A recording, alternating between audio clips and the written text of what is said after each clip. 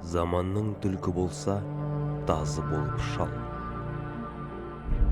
Ең алдымен ерте палеолит дәуірінде Қазақстан аумағындағы климат тропиктік ормандар бар ыстық әрі ылғалды болғанын айда кеткен жөн. Бірақ орта палеолитке қарай, яғни 100 мың жыл бұрын күн күрт суыта бастады. Бұл өзгеріс көптеген жануардың жойылуына немесе оңтүстікке ауып кетуіне мәжбүр етті. Осындай ауыр жағдайларға ең жақсы бейімделген ежелгі адамдардың бірі неандертальдықтар осы кезеңде өмір сүрді. Олар отты үйкеліспен жағуды, инемен жіп жасауды үйреніп, жануар терісінен киім тіге білді. Бұл олардың басты жетістігі еді. Сол заманда еңбек бөлінісі қалыптасты. Ер адамдар аңшылықпен айналысса, әйелдер мен балалар терімшілікпен шұғылданды.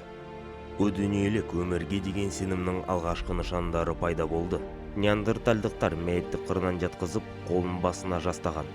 Қабірге бұғы немесе елік мүйіздерін бірге көмген. Жерлеу орындарында кездесетін қызыл жоса, қанның немесе жан мен қан арасындағы байланыстың символы іспеттес. Бұл анимизм түсінігімен ұштасады. Неандертальдықтың сүйектері алғаш рет Германиядағы Неандерталь аңғарынан табылды. Сондай-ақ 1938 жылы археолог Окладников Өзбекстандағы Тешікташ өңірінен де олардың қалдықтарын тапты. Неандертальдықтардың тұрақтары орталық және шығыс Қазақстан аумағында да кездеседі. Олар Обалысай, Мүзбел, Қанай. Ең жақсы зерттелгені Арыстанды алқабындағы 7 метр тереңдіктен табылған Шоқан Уәлиханов атындағы көп қабатты тұрақ. Еңбек құралдарының басты түрлері мыналар: үшкір тастар, екі жағынан өнделген, кесу мен тесуге арналған; қырғыштар, бір жегі ғана өнделген, тері, ағаш және сүйек өңдеуге қолданылған.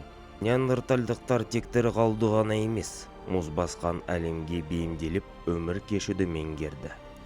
Қандай керемет нүкте қойдым десеш.